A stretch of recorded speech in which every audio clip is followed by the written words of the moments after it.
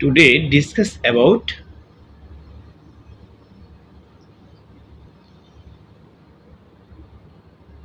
spin plan,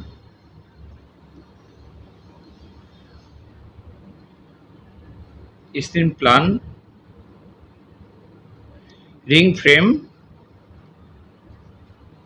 of 50,000 spindle। অর্থাৎ আজকে আমি দেখাবো রিং মেশিনের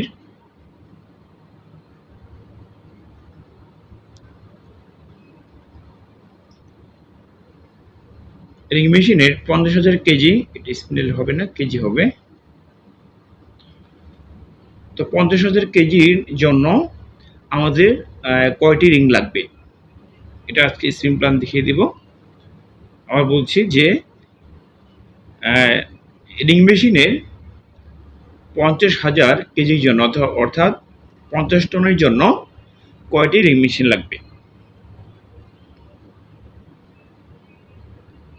তাহলে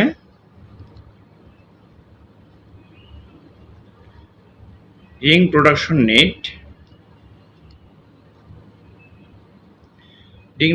net equal 50,000 KG divided by 0.99। তো 0.99 হলো, আমি যেটা ধরেছি যে হার্ডওয়্যার ধরেছি 1%, জাস্ট এটা বোঝানোর জন্য। হার্ডওয়্যার সাধারণত 0.65 কিংবা 0.70, 0.80 এরকম হয়ে থাকে, এর উপরে যাওয়া যাবে না। তো আমি 1% ধরে করলাম, জাস্ট বোঝানোর জন্য 1%। তাহলে এটা কি হবে, এটা আমি যদি এটা আমাকে এটার সাথে যোগ করে নিতে হবে, তাই না? তাহলে 50,505.050 কেজি, ঠিক আছে। তাহলে আমি হার্ডওয়্যার যোগ করে নিলাম, প্লাস করে নিলাম এত কেজি। তো এরপর আসি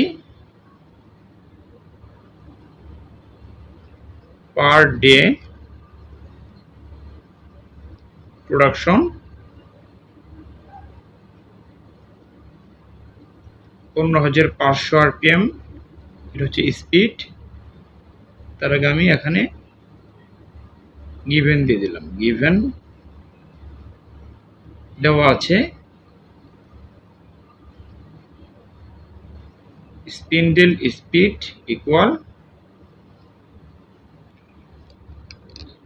spindle speed equal 15,500 RPM, 15,500 RPM. তো এরপর হচ্ছে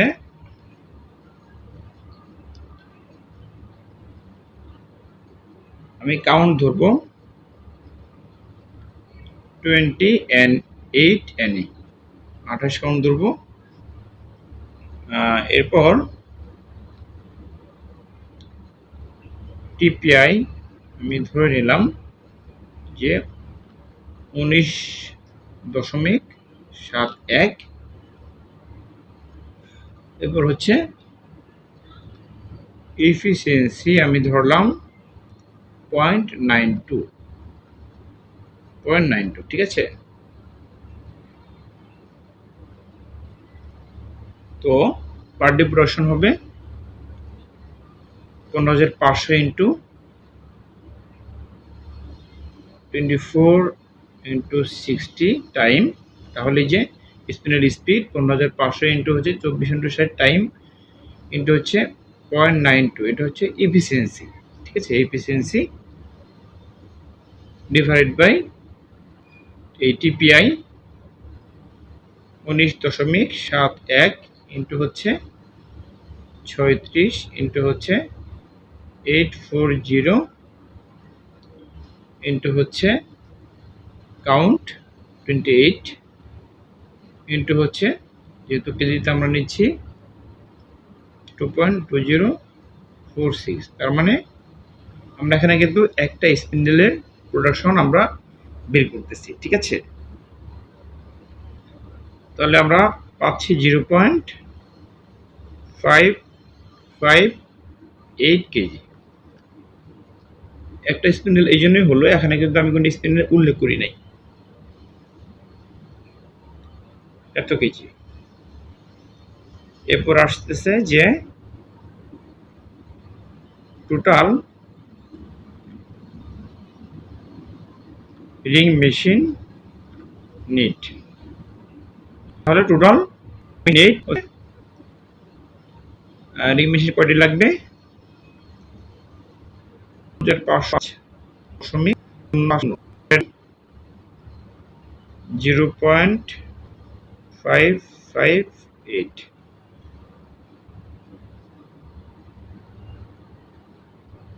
যদি আমরা ভাগ করি, ডিভাইড করলে তাহলে আসবে হচ্ছে 90510.842, এটা আসলো।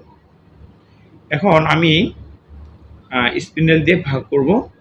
তো স্পিন্ডেল বিভিন্ন ধরনের হতে পারে, সেখানে 1008 হতে পারে, 816 হতে পারে।